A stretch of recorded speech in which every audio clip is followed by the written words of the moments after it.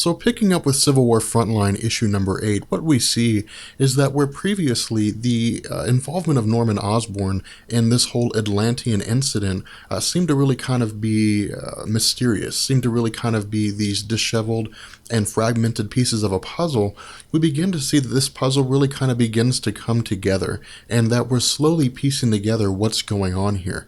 What we see is that Ben Urich is meeting with a friend of his named Danny, and Danny is part of the NYPD, and he's part of the costume division, meaning that his job is to essentially investigate crimes that have taken place where unregistered superheroes have been involved, and then report his findings to his superiors, who in turn may hand this information over to S.H.I.E.L.D. And what we really kind of see going on is that, of course, he's more or less kind of tipped Ben Urich off and is kind of taking Ben Urich along the crime scene that's being investigated, where we had previously seen the death of multiple Atlanteans and the injuries that were sustained by Wonder Man. And what we see going on here is that Danny's really talking to Ben Urich about how things just don't add up. Some things just don't make sense. That for right now, the story is being issued as a warehouse fire. But Danny says that there's no way that this is a warehouse fire, that it's definitely not the case. And that that NYPD, for the most part, really has no idea what it was. For the most part, S.H.I.E.L.D. is kind of involved here in the sense that they're trying to get jurisdiction over this area. But because of the fact that it happened in New York, and because this is under the jurisdiction of the NYPD, it's really kind of a power struggle. The S.H.I.E.L.D. is really kind of going through the district attorney's office to attempt to gain jurisdiction over this area. But for the time being, it belongs to the NYPD. What we also see as the two of them are talking, Ben Urich asks Danny to kind of take him through what's going on here, to really kind of take him through what's being seen. And Danny says that, as best they can tell, it was some kind of a terrorist cell, but that all the people that were killed here were verified to be Atlanteans, and that the orange markers that are placed throughout this area indicate weapons of an unknown nature, but that they had passed the information off to one of their weapon analysis people, and they had determined that these were Atlantean weapons of some kind, although they don't really know who it is that really kind of set this up, and they're not exactly sure why they were here in the first place. In addition, the question that Ben Urich asks is, who would have the desire and the resources to pull off something like this? Who would go out of their way to attack effectively what amounts to a delegation of Atlanteans with ambiguous motives and then try to cover it up as a warehouse fire? And then we see that Danny says that he's heard a rumor. Now, Ben Urich is a little frustrated here. He's really kind of asking Danny to spill the beans, but Danny says that he said a little bit too much. And then the two of them kind of engage in a cat and mouse game of sorts, where Danny says that he can give Ben the information, but Danny wants to know what Ben has to offer in return. But Ben really just kind of says, give me the information, and Danny acquiesces.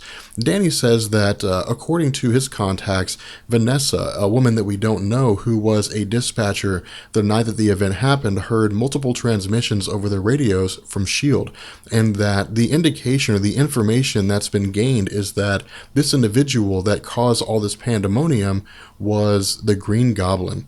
And Ben Urich again asked this question, why would Norman Osborn do this? Why would Norman Osborn go out of his way and attack Atlanteans? It really just didn't make any sense. Danny indicates that he really kind of has a more juicy bit of information that will really kind of answer this question, but says that this time he really wants something in return.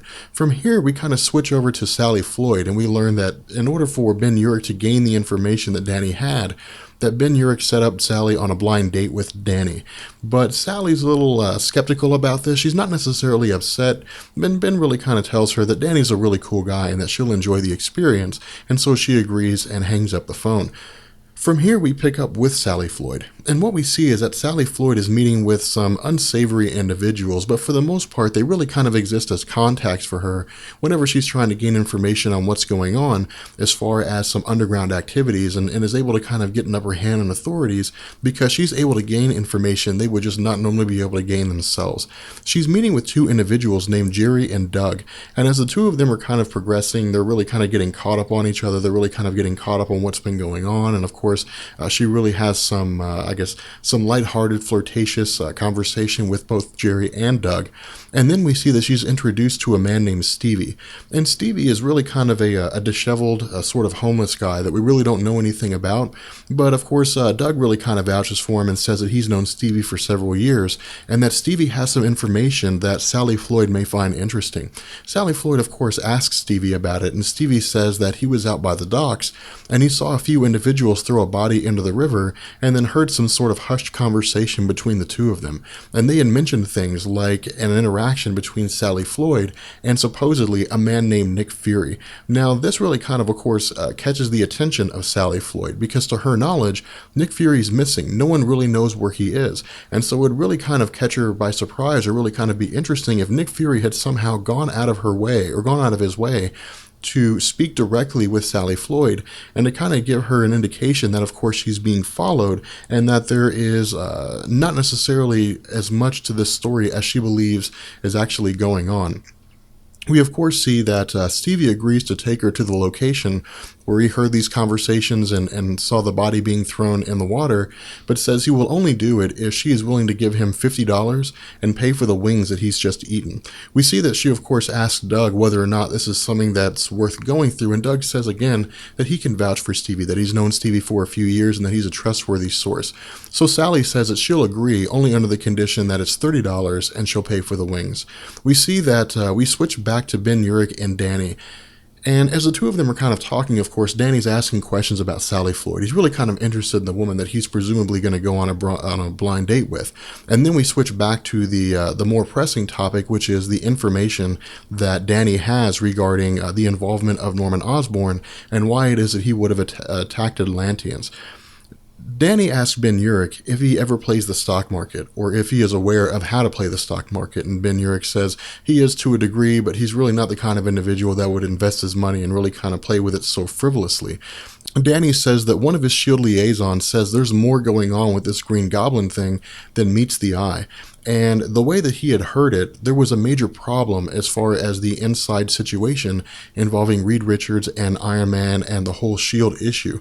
And the reason is that, of course, they had released these supervillains and had implanted in them nanobots, and these nanobots would be a way for them to regulate their behavior. And that was supposed to be the way that it was happening with the Green Goblin, but for some reason he's gone AWOL.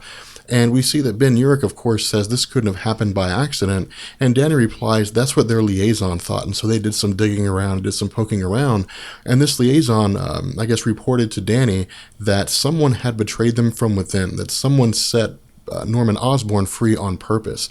And then we see that Danny's really kind of pointing to the idea that the whole basis of this is that somebody is capitalizing on this, somebody's making money on this, and the question was, who was the one that's manufacturing these nanobots? Who was the one that is producing this stuff in order for the government to use it as a means of controlling supervillains so that they can play out the role of capturing various superheroes? And he says the person that is the one supplying this kind of technology is, of course, Tony Stark.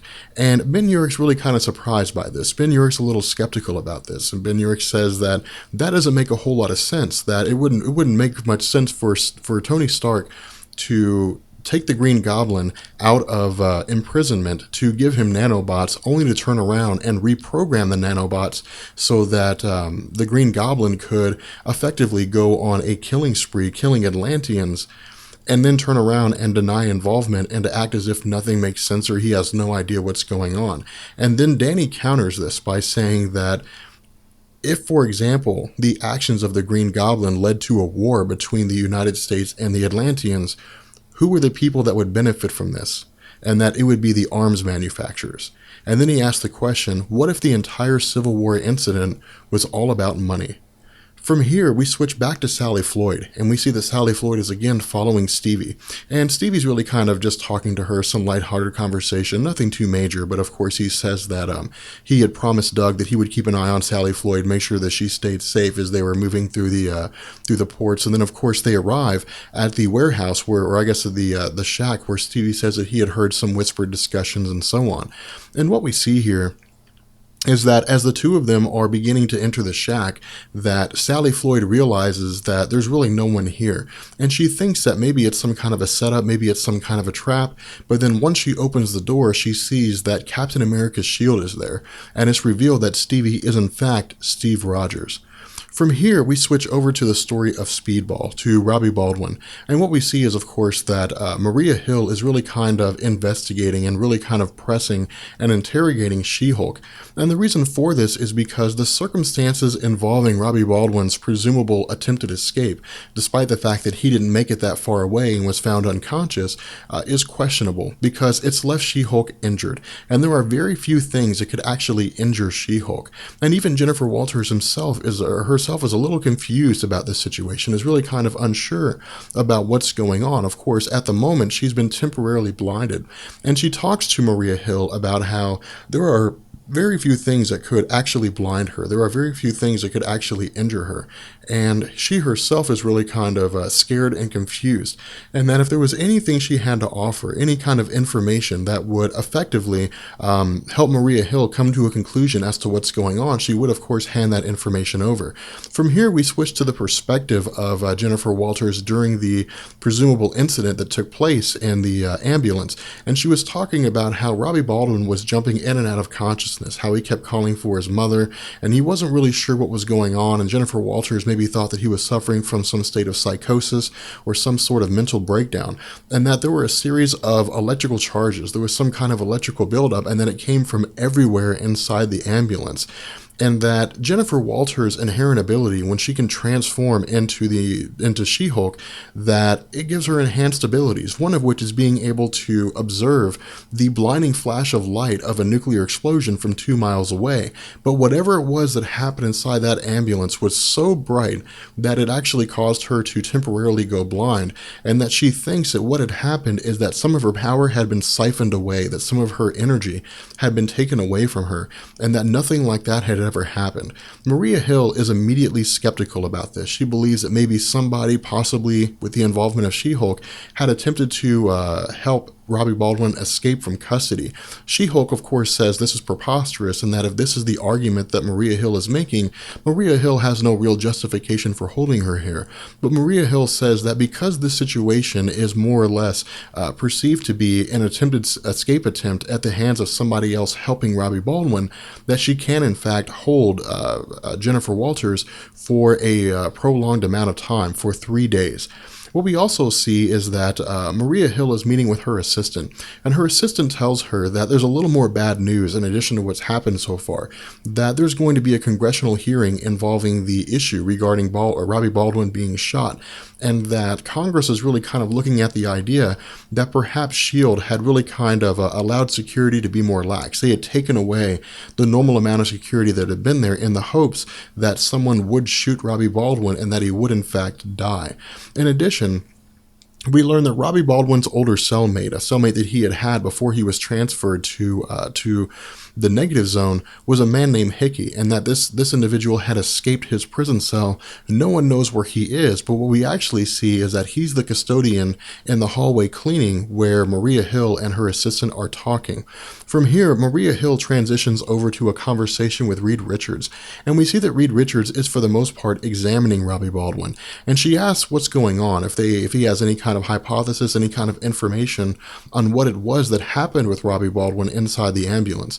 And Reed Richards says for the most part he has no real idea, that to the best of his knowledge, that maybe there's some kind of instance going on where dormant mutant powers are awake, or dormant superpowers are awakening inside of him, where for whatever reason he is now more powerful than he was before, but they don't know exactly how it works. They don't know exactly what the effects will be if he'll be more powerful now than he was before.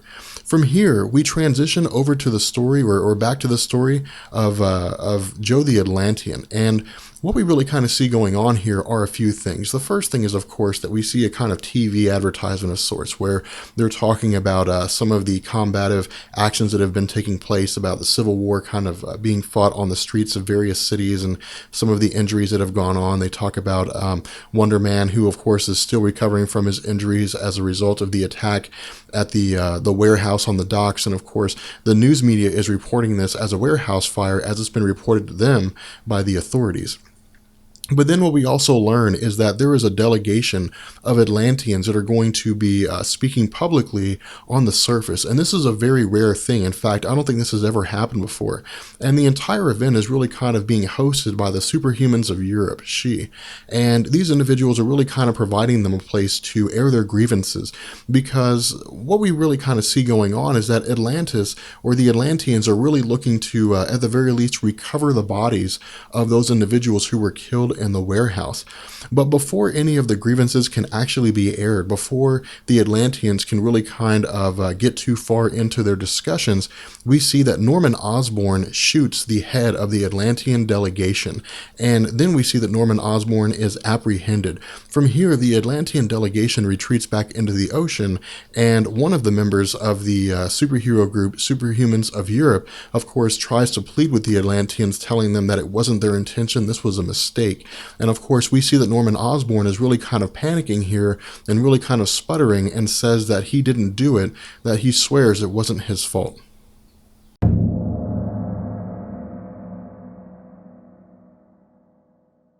So as the Civil War event begins to wind down to a close, we pick up with Civil War Frontline issue number 9, and what we see here is that Sally Floyd is being granted an interview by Captain America.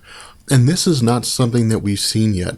Since the very beginning of Civil War, since Captain America was able to overpower the SHIELD forces led by Maria Hill and go underground, we have not seen an instance where Captain America has really kind of publicly spoken out about his stance regarding the Civil War registration or his position as the leader of the underground movement.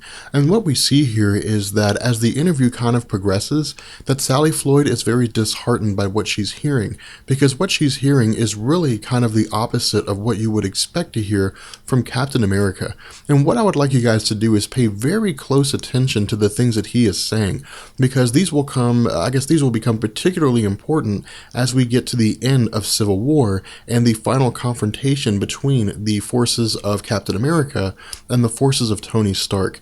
And so what we see here is that Sally Floyd begins by asking him what it is that he's trying to convey, what it is that he's trying to say, and what it was that happened that caused him to turn against S.H.I.E.L.D. We see that Captain America replies by saying that he didn't turn against S.H.I.E.L.D., that he asked for time to review this policy, to review the Superhuman Registration Act before it went into implementation, but that they didn't give him time to, that cooler heads really kind of needed to prevail here, that people really kind of needed to take some time to really kind of calm down after the events of Stamford, Connecticut, and not rush into a kind of foolhardy move. And he really kind of makes the argument that this is no longer the country that he vowed to defend, that the United States is kind of becoming this split down the middle territory between red and blue, and that it's really kind of more of the divided states of America instead of the United States of America. And Sally Floyd really kind of replies to this by saying that she had always thought the United States had kind of been a split of red and blue. There were always people who had held these absolute political allegiances, and that was one of the things that really kind of made the United States an interesting talking point among other people across the world. And that if some kind of situation arose whereby Captain America deviated from his normal standard of being duty-bound, his normal standard of defending the rule of law, that it could potentially result in a civil war, especially if other individuals followed his lead. And Captain America replies by saying that war is anything but civil, and that it's the last resort of the desperate, and that's where we are right now. He talks about how for 60 years he had kind of been looked to by the federal government to be the defender of freedom. And this is really kind of interesting here, because Captain America is really kind of presenting himself as the last bastion of freedom in the United States at the moment, that he's really kind of the last righteous individual, and that everybody else is really kind of leading the way towards this World War II Nazi Germany kind of society. And he says that he sees what happens when an insane idea gets out of hand. He talks about the kind of things that he saw during World War II and how Adolf Hitler was able to assuage the minds of individuals towards an insane cause. And he was able to somehow rally all these individuals towards persecuting millions of individuals under a single ideology. And then we see that it's just one bad idea. He really says that just one bad idea can really cause things to spiral down into this horrible place that nobody had really envisioned anybody, that the nation itself actually going into. Sally Floyd is really kind of not necessarily buying this. She tells Captain America that she really kind of wants to be spared these comparisons between Nazi Germany, and that she's really not buying into this kind of propaganda that he's spilling. She says that if he recalls correctly, that a lot of the German soldiers who fought during World War II were simply just soldiers following orders, and that the patriots, they were in effect patriots fighting for the wrong cause. And Captain America replies, that's exactly his point. And he asks what it is that Miss Floyd is really kind of trying to establish. He asks Sally Floyd what it is that she's really kind of trying to say. And what she says is that war, the winner of war, is not necessarily anyone in particular. That war is not about who's right. That war is about who's left, who it is that survives. And the survivors are the ones that really kind of define what the history is going to be. Captain America replies that she's being a little simplistic, but she says that she really thought there was going to be some kind of a story here. She really thought that maybe there was going to be this idea of Captain America having some sort of philosophical belief or something more, concrete than simply just presenting himself as this sort of freedom-based messiah with this perspective that everybody except for him is wrong. And what we see is that Sally Floyd initially had been given 15 minutes by Captain America, but she only chose to take 5 and decides to leave to head to her date with Danny. What we see now is we kind of switch over to Ben Urich and Peter Parker, and the two of them are really kind of investigating the claims that had been passed on to Danny or passed on to Ben Urich by Danny, that Tony Stark may very well have had a hand and is really kind of the moving force behind the Civil War movement, that he is really kind of doing this for the purpose of financial gain. Peter Parker and Ben Urich have really kind of installed a worm of some kind onto the accounting firm's computers of Tony Stark, and are investigating the financial gains that he's made over the years, or kind of investigating the money that he's pulled in as a result of the actions that have started since the beginning of Civil War. And what we see here is that Peter Parker is pointing out the idea of money that is really kind of spiked up, that while Tony Stark has several subsidiaries, that none of these subsidiaries are generating money out of the blue. The company has somehow come into a lot of money, that the money that the company has made has really kind of, skyrocketed about 2 days before Civil War, but they don't really know where it's coming from. There's really no trail here. There's no finger they can point to and say, this money is coming from somewhere else. Again, Ben Urich is a little hesitant to believe that Tony Stark is really kind of manipulating the entire Civil War event for the purposes of gaining money, and goes as far as to say this to Peter Parker, to say that he doesn't think that Tony Stark would manipulate the lives of individuals for personal financial gain. And Peter Parker says that he used to believe this until Tony Stark started messing with his life.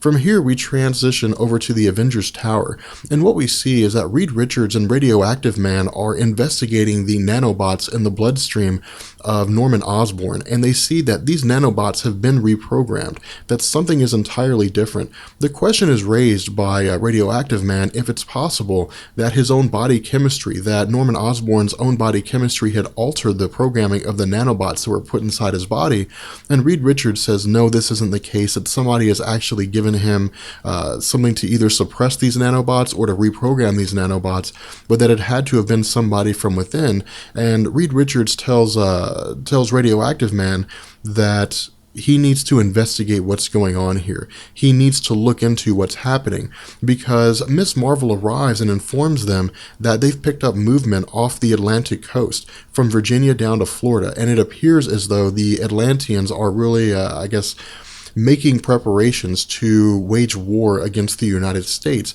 although nothing's really happened yet. And what we see is that with Radioactive Man having been tasked by Reed Richards to investigate this issue of the nanoprobes, that no one is above investigation, that Radioactive Man is to investigate everybody, which includes Tony Stark, Reed Richards, Hank Pym, anybody who could have had access to these nanoprobes. What we also see is that Tony Stark pulls Reed Richards aside and asks to speak with him privately. privately.